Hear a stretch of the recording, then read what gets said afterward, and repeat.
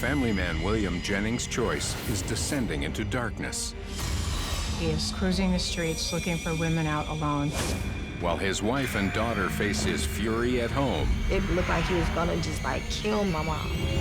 I was worried about my daughter. They have no idea of the true depths of his depravity. Having two prostitutes found about a month apart, both gunshot wounds to the head, the detectives felt that it could be the same person. When the truth finally comes out, his family is horrified. It felt like my whole life had been a lie.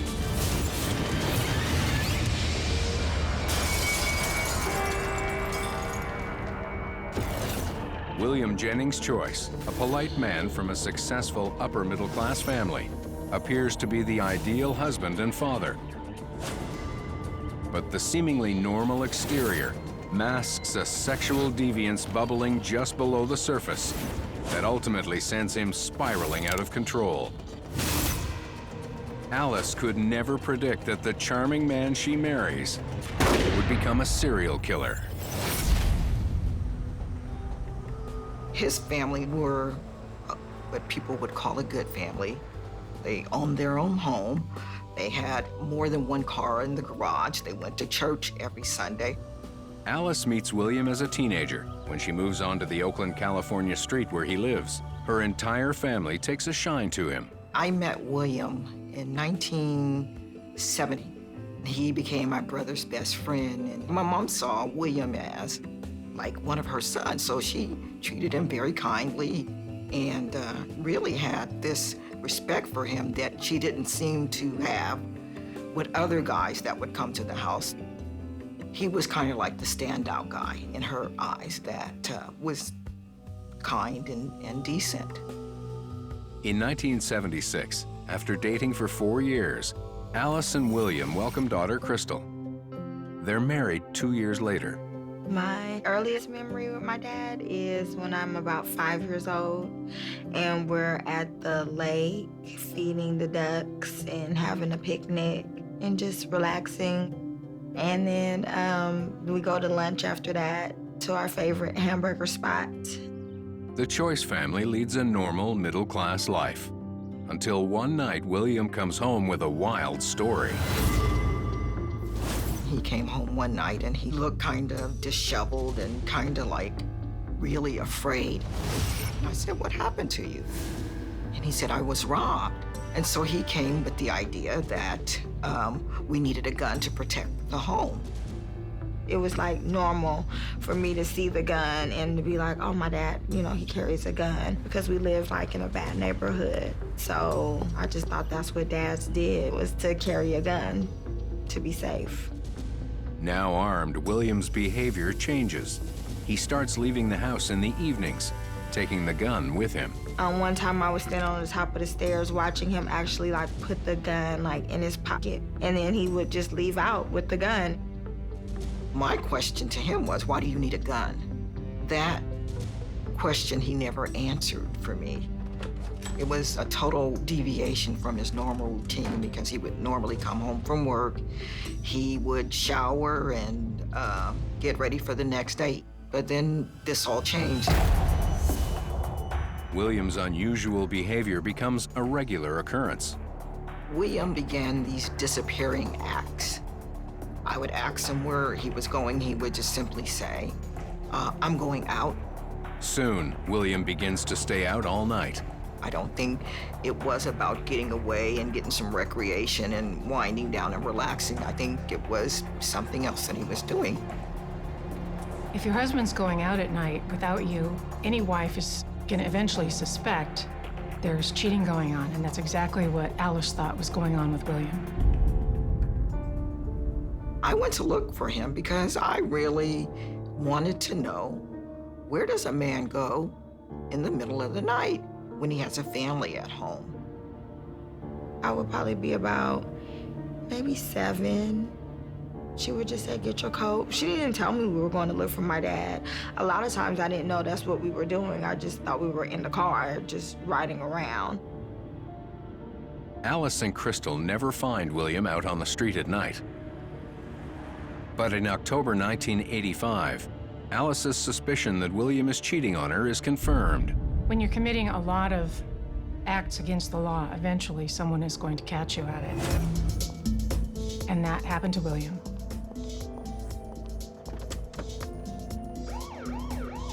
First thing they caught him at was soliciting a prostitute. And when the police checked him out, they found an unregistered gun. William is taken down to the police station, arrested and booked, and he's got to call somebody. He called Alice. Alice arrives at the police station in the middle of the night. They said, "Do you want to know what your husband is here for?" And the way they said it, it was like it's going to be a joke. And I was not in the mood for jokes. And so I said, no. I just remember being like really scared that, you know, what did he do to get in jail? Like, how did your dad end up in jail? We went home and I remember they were arguing. I said, well, where's the car? And he said, it's on San Pablo. San Pablo, at the time, was where prostitutes frequented. I asked him, why's your car on San Pablo at this time of the morning? He said he had went to get a hamburger. William denied that he was on San Pablo to pick up prostitutes, but I believed it. And so our relationship, such as it was, took on a whole different dynamic. I felt like it wasn't me that he was kissing or that he was touching. And so I developed this phobia of his touch. It just repulsed me. And so it came to a point where, okay, I'm gonna compromise with this guy. I'm gonna do all the things that a wife does to take care of her home. And I did. I got groceries, I cooked good meals, always had food on the table, the clothes were clean, and that was my way of compensating for my inability to be intimate with him. While William and Alice learn to coexist, William's relationship with his daughter deteriorates. What I didn't know early on is that when he would pick her up from school, he would berate her, well, how was your day today? And if she couldn't recite line by line, verse for verse, what she learned, he would get enraged. I think it's something in his own childhood that made him respond with anger. William was raised with a sturdy hand, that if you did the wrong thing, then he was slapped or beat or belittled or ridiculed, put down basically. Soon, William's treatment of Crystal becomes violent. My mom was at work, and so my dad was taking care of me and my cousin, and he told us to get up and go wash our face, brush our teeth. And I accidentally used her face towel. And so when I went to tell my dad, I was like, oh, I accidentally used her towel. I need to get another towel. He got really angry with me and started yelling and, you know, like shaking me and telling me, you know, why would you take her face towel? That's nasty. You know, you're stupid. Then the next thing I know, he just slapped me really hard down to the ground. I remember like my face being real hot and I'm on the floor, and I remember my mouth was cut and, you know, I was bleeding, and he was just standing over me yelling about how stupid I was. I felt like he didn't love me, and I just remember feeling like I'm really dealing with a person who is crazy, and things were gonna get worse. Then, while Alice is away on business, Crystal sees something alarming. I got a page from Crystal. She was calling from our house, and it said 911. And when I called, she picked up the phone. She's like, Mommy, something's really weird going on with Daddy. She said, Daddy's coming up and down the stairs, and he has a mask on. And I said, what kind of mask? She said, a mask with 2 eyes, and then it's a little place for the mouth. It's only the beginning of William's reign of terror. Well, it turns out that that offering that I had to be the quintessential wife was good for him, because he really didn't want to be intimate with me. The kind of intimacy he wanted could only be taken from somebody that was not a willing partner.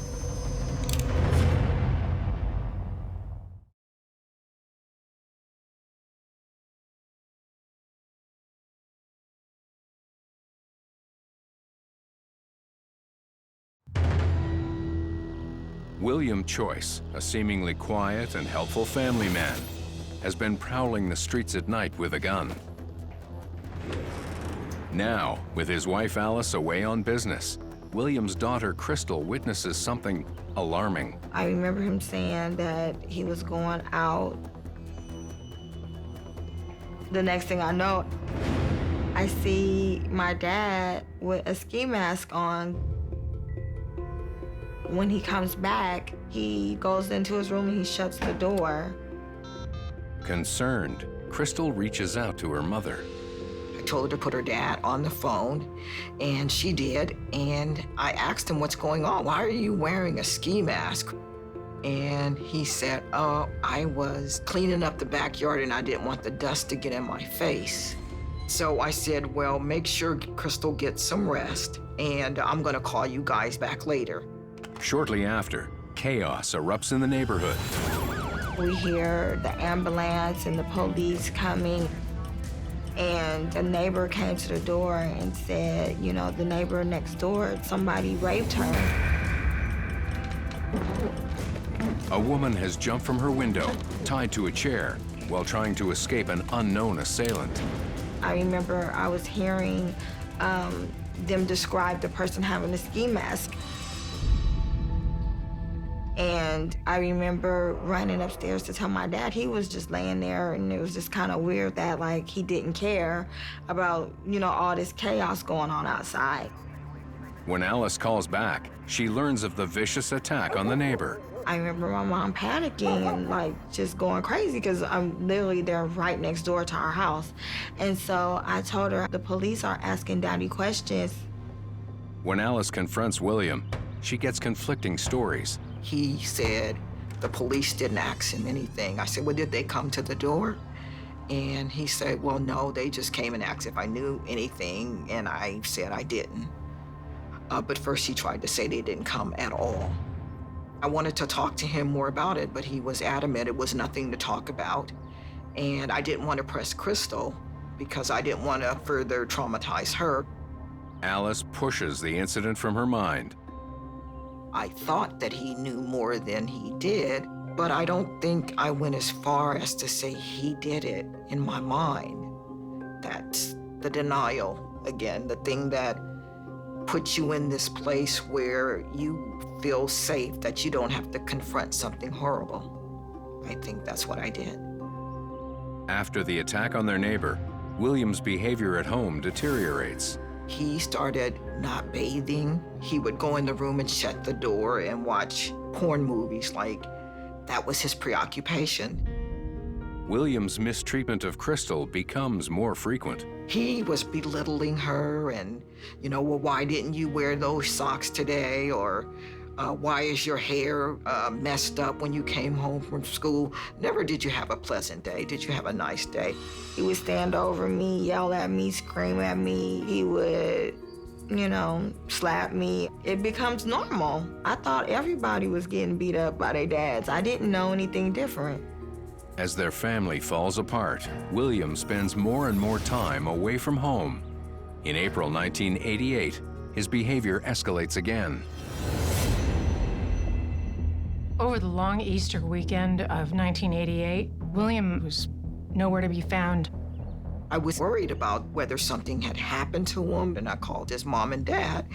Do you guys know where William is? And they say, no, we don't know where he is.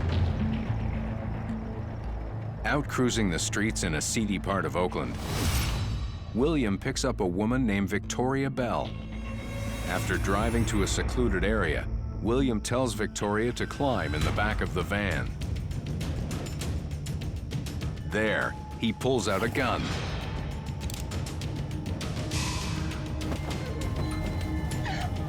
He binds her hands and feet together.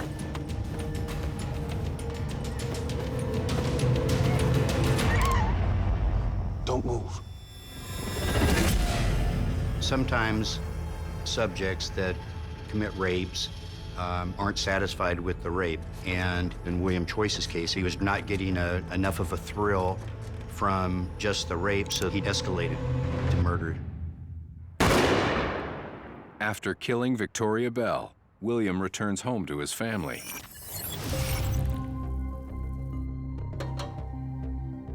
When William came home, he looked like a different person. He was disheveled. He looked like he hadn't had a bath in a couple of days. And I asked him, where had he been? And he said, well, I left my car at the parking lot 2 blocks away, and I went to Reno on the bus. After that weekend that he was gone, he went into this total withdrawal period where he just ate when he had to, and then he would go to his room. His behavior was downhill all the way from then. When the police find Victoria Bell's body on the outskirts of town, there's little to go on. Victoria had not just been tossed there out of a back of a car. She'd been posed. In fact, it was a sexually suggestive pose. Her blouse was pulled up, her skirt was pulled down, and her hands and her ankles were bound. Police ordered a rape kit done on the body, and they did collect semen, but DNA was a science very early in its infancy at that time, so they really had no way of tracing that sample to any individual perpetrator. Even though William Choyce has been arrested in the past for soliciting a prostitute, he flies under detectives' radar. In the late 80s, the suspect wasn't required to do oral swabs upon arrest and booking into jail. So the reason crimes weren't solved by DNA was, number one, we didn't have enough of it, or number two, the suspect wasn't in the data bank. Just like in the film 3 Billboards Outside Ebbing, Missouri, the presence of the killer's DNA at the scene of the murder is no help if there's nothing to compare it to. Sometimes there is nothing else left to investigate, and you just need to put it down until something else comes up. Somebody comes forward and says something, you get a DNA hit, or just some other circumstance that allows you to reopen it and start investigating it again. In the aftermath of the murder, William's treatment of his daughter reaches new heights of cruelty. I had a doll that I really loved. And one day, he took the doll while I was asleep and hung her by a belt.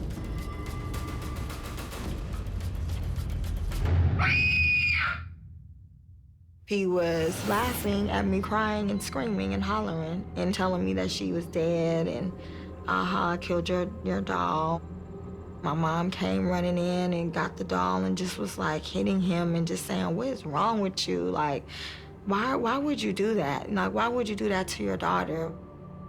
He was just like finding so much pleasure in the fact that I was traumatized because he took something I loved and acted like he killed it. William's anger around the house increases, and eventually he snaps. He asked me to come down and fix him something to eat, and I said, I'm not fixing you anything to eat. And I've seen the movie Jekyll and Hyde. One person switching up to become a totally different human being. And then he went into his Jekyll and Hyde moment. He was ranting and screaming. I'm the man! You do what I say!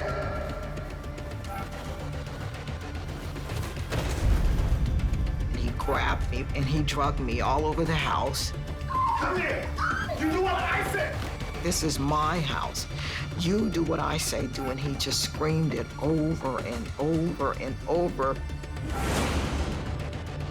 I remember I ran back in my room, and then he came in, looked like he was gonna just like kill my mom. William Choyce has gone over the edge, and his family is trapped.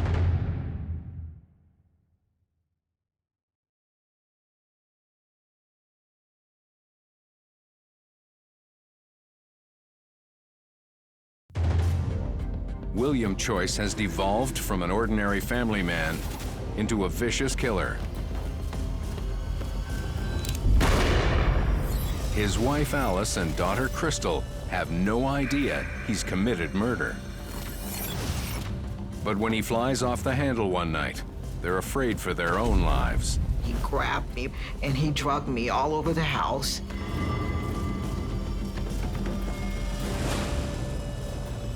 I remember I ran back in my room, and then he came in, looked like he was gonna just like kill my mom. Facing a madman, Alice does what she needs to survive. I knew better than to fight back. I knew that I needed to be cool and just go with the flow, because the monster that was inside of him would kill me if I tried to fight back.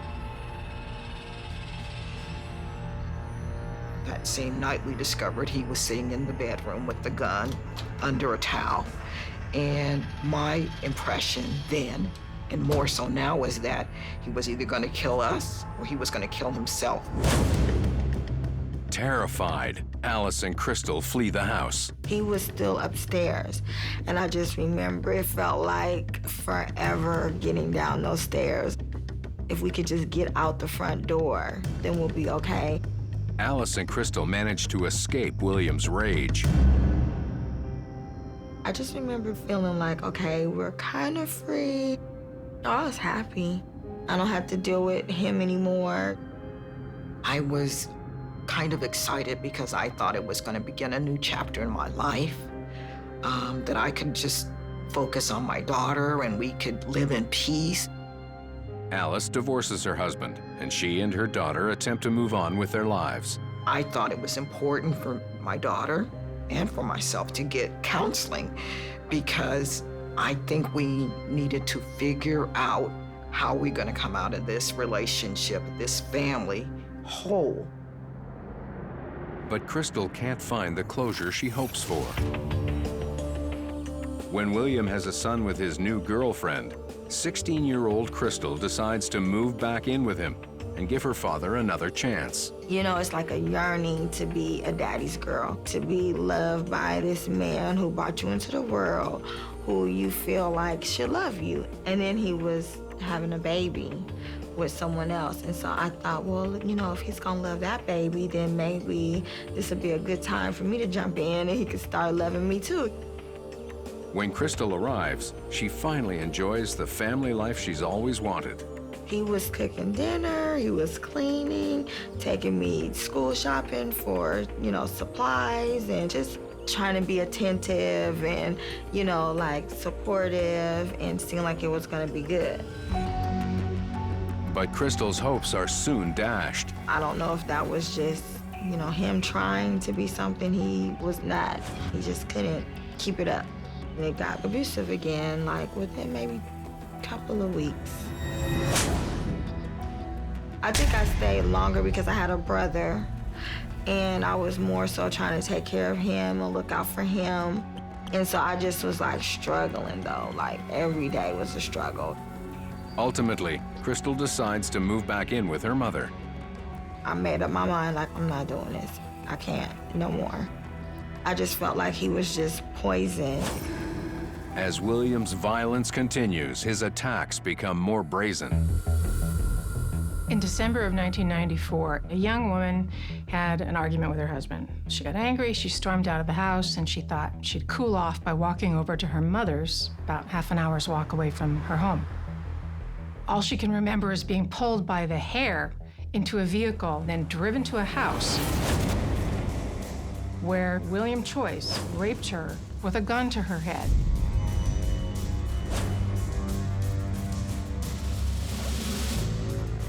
He said he was going to kill her. But eventually, he let her go and dropped her back in her own neighborhood. This rape and abduction was reported to the police, and in fact, they were able to find the house, and it was William Choyce's house. They confronted him with her story, but William Choyce told police that, oh, she came to his house of her own volition, and they had consensual sex. And the prosecutor felt that there just wasn't enough extra evidence to take that case to trial. William escapes justice again, but just barely. He moves his new family to a new jurisdiction, where he's free to resume his activities with a clean slate. It's only a matter of time before this killer kills again.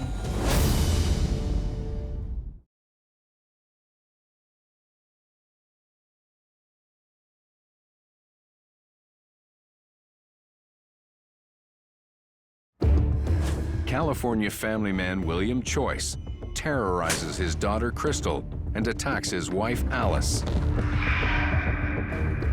The women cut ties with him in an attempt to move on with their lives. We needed to figure out how we're going to come out of this relationship, this family, whole. Narrowly escaping prosecution for rape, Choyce moves to a new jurisdiction where he's free to resume his violent activities. In 1997, William has moved to Stockton by now, but his behavior has not changed. He is still cruising the streets looking for women out alone. He met a woman named Gwen Lee. Gwendolyn Lee had worked as a prostitute in downtown Stockton. She was working solo. She didn't have a girl watching out for her, a pimp watching out for her. And it's a dangerous profession.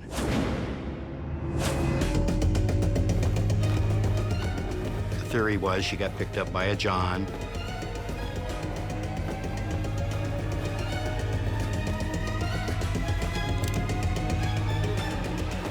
She was bound. Then she was raped.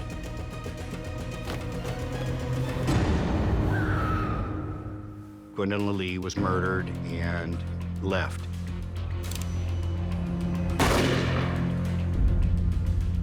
Gwen Lee's body was found in a rural area west of the city of Stockton, and her body was placed in a pose that was intended to humiliate her, with her backside in the air, her hands and knees on the ground, and her hands and ankles were bound. San Joaquin County Sheriff's Department got a call of a body out on McDonald Island Road, a dead female who appeared had a single gunshot wound to the head. Detectives respond to the scene.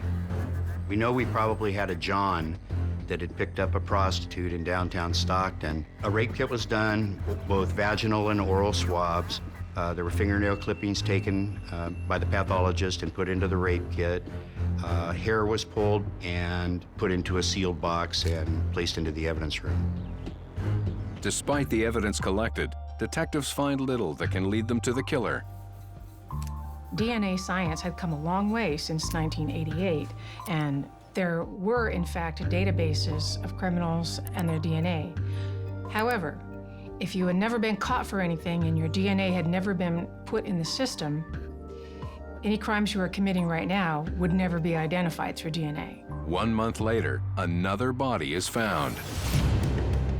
LaWanda Beck was found nude, shot in the head.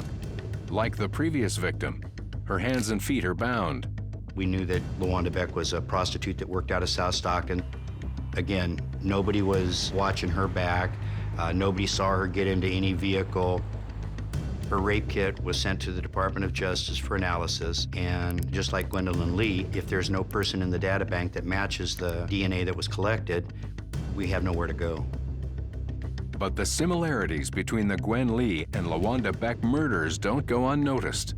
Having two prostitutes found about a month apart, both gunshot wounds to the head, both bound, the detectives felt that it could be the same person. We went and talked to a lot of the girls that are working the streets and told them, this is happening, you need to watch each other's backs. If something is strange, please let us know. But a lot of them are afraid to talk to police because they either have warrants or we know what they're doing and they're afraid they're going to get arrested. With no solid leads, the trail once again goes cold.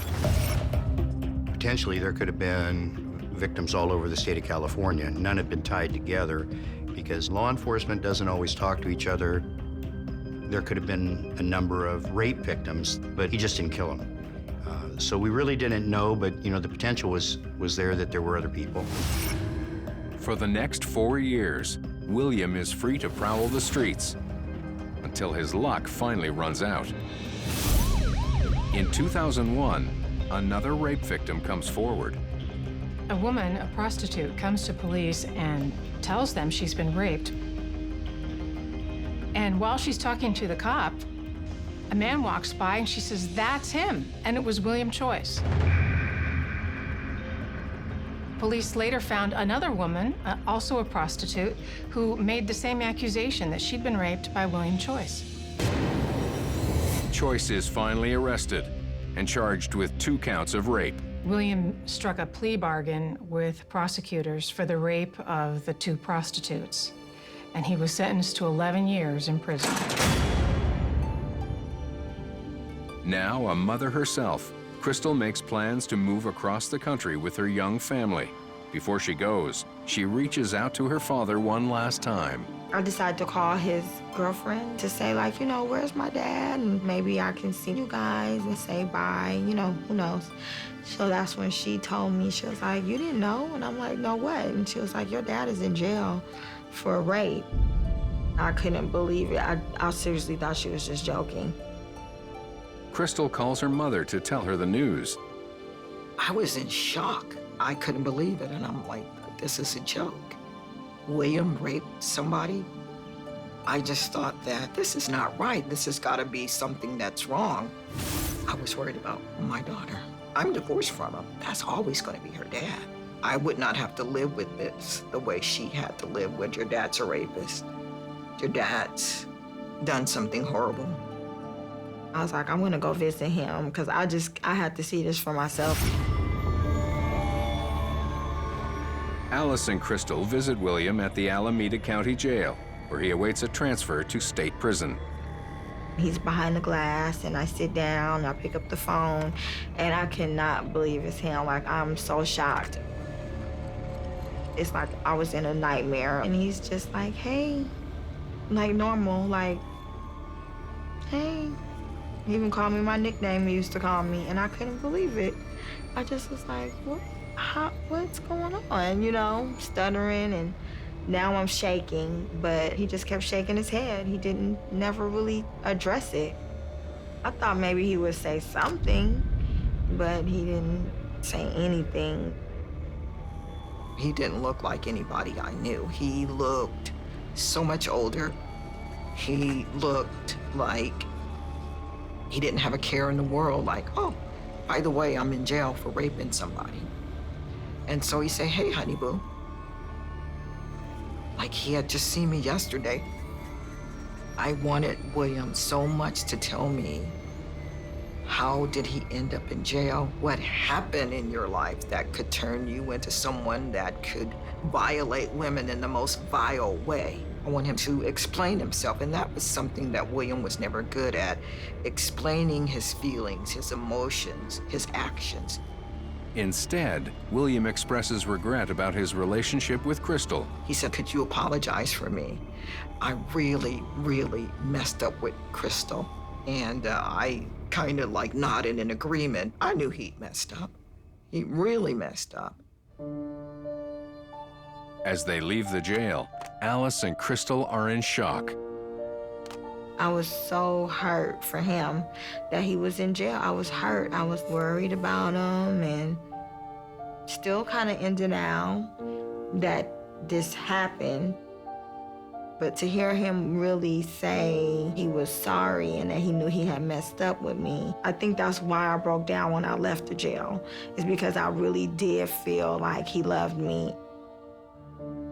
When I realized that I had been married to somebody that had plea bargained to rape, I felt like my whole life with William had been a lie, that either I was so oblivious as to what was going on with him and inside of our relationship, or he was so stealthy, so cunning, so conniving that he could hide his propensity to commit such evil acts. As Choyce serves time in prison for rape, the police in Stockton take another look at the murders of Gwen Lee and LaWanda Beck. In the early 2000s, it became obvious that San Joaquin County Sheriff's Department needed somebody to look at our old cases that were just sitting on the shelf. And I proposed the idea to the sheriff that we start a cold case unit. And I brought in a detective, very meticulous about what he does, doesn't leave any stone unturned. Detectives are more determined than ever to bring their killer to justice.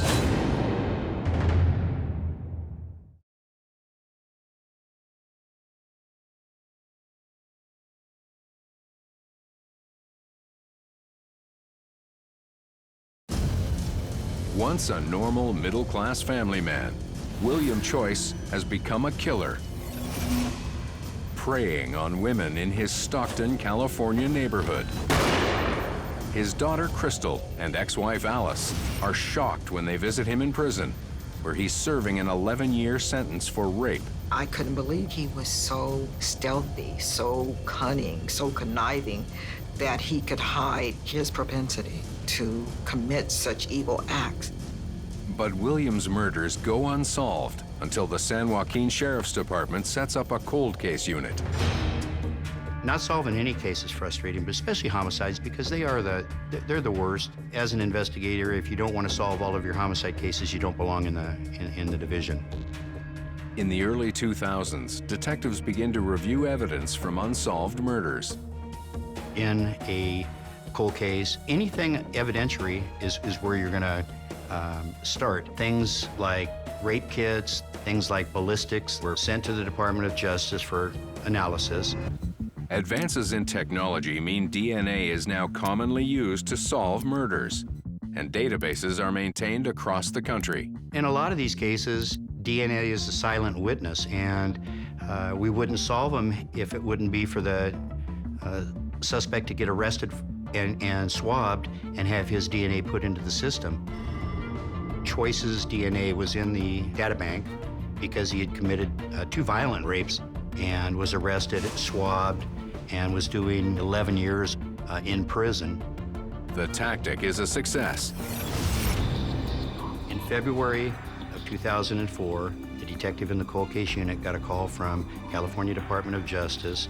The analyst told him that there was a match between William Choyce and LaWanda Beck. Investigators then linked the LaWanda Beck murder to Gwen Lee's. The bullets from Gwendolyn Lee and LaWanda Beck were matched to be from the same weapon. So having the same gun probably means you have William Choyce pulling the trigger and killing both of the girls. A match is also made to Choyce's first victim. Our cold case investigator learned that a 1988 case, Victoria Bell, was also associated by DNA with William Choyce. Now linked to 3 murders, a grand jury indicts Choyce in 2005. He's charged with kidnapping, raping, and fatally shooting 2 prostitutes from Stockton and a 3rd from Oakland. Authorities reach out to William's family. I got a note from the coroner's office that they needed to talk to me. He was already in jail for rape. I thought maybe something's happened to him. Maybe somebody killed him. Maybe he died. They said, okay, well, we need to tell you that he's been charged with 3 murders. I was almost speechless. That thought that somebody I was married to was a murderer. How do you get to the point where you feel like it's your right to take someone's life? I was afraid of how I was going to tell Crystal. I was devastated for her. When she told me, I just could not believe it. I just was like, this cannot be true, because I never would have thought my dad would have been a murderer, was capable of killing anybody. I immediately thought back to that night that me and my mom left. And I really knew then that he could have killed me and my mom if he was capable of murdering other women. You know, we lucky we even made it out of there. He was a serial killer that apparently derived some kind of pleasure out of taking the lives of innocent people. Learning the truth about her ex-husband overwhelms Alice. I made a horrible, life-altering decision to be with this man. And my fear was that I would never trust another man, that I would never know who was real and who wasn't. And then I blamed myself a lot for the pain that I knew my daughter would suffer for years to come. William's trial begins on July 17, 2008. He's prosecuted for the murders of Victoria Bell, Gwen Lee, and Luanda Beck, as well as the 1994 rape, for which he had previously escaped charges. Seeking closure, Alice attends the trial's closing arguments. I thought that it would give me some idea about the magnitude of his madness, the extent of his criminal behavior, of the things that he did behind my back. I wanted to know how that evil manifested. I needed to come up close and personal with that, because even if I didn't see it, the end result was always going to be a part of my life. And for me to be at the closing arguments helped me cement in my mind that he was a rapist and that he was a murderer, and that I wouldn't have to live wondering if he had been wrongly convicted. The jury deliberated less than 2 days. He was found guilty on all counts, and then he was sentenced to death. It is the judgment and sentence of this court that for the crime of murder in the first degree of Mr. Choyce shall be put to death within the walls of the California State Prison at San Quentin. I gasped, but I was not shocked, because I knew he did those horrible things, that he deserved the death penalty. After the trial, Crystal struggles to come to terms with her father's conviction. I want to know why. Like, was it something that happened to him that nobody knows about? You know, I won't get those answers from anybody else, but I won't get them from him either, because he won't talk to anybody. I'm not in denial.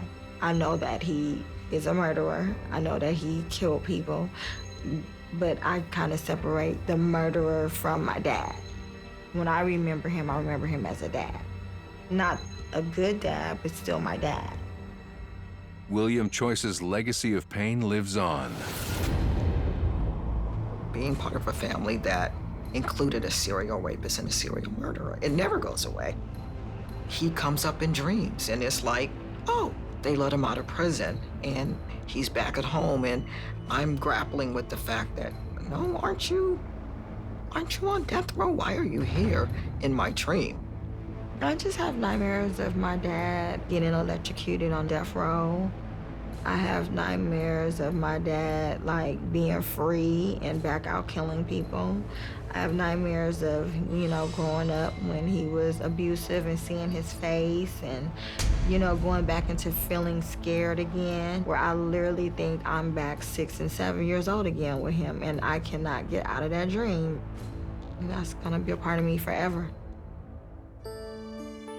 Through the years, Alice and Crystal work to come through the pain and move forward. We lift each other up, and I'm so proud of my daughter, Crystal, because she's come a long way from the trauma of the things that her dad has done. She's living her life, she's raising her children. She's just like the best mom, and so I admire her. I made sure I got a man that was not abusive, that was not crazy, that was not mean, somebody who was gonna love me, love my kids, and I made sure that that little girl knew she was loved every single day, all day. Now, even today, she gets tired of it. Both women are determined to help others in similar situations. Especially for an only child and you're going through abuse, you do feel like no one can help you. And I just want people to see it and know that they should ask for help and that they don't have to be a monster like their parents, and they can have, you know, a healthy life. We're just hoping that when we tell our story, that someone will hear and they will learn and they will know that you can survive a trauma and you can go beyond survival and try to live the best life you can. You always have to keep moving towards being a conqueror or victorious. It's not just being a survivor. It's about telling other people what you went through, hoping that other people can learn something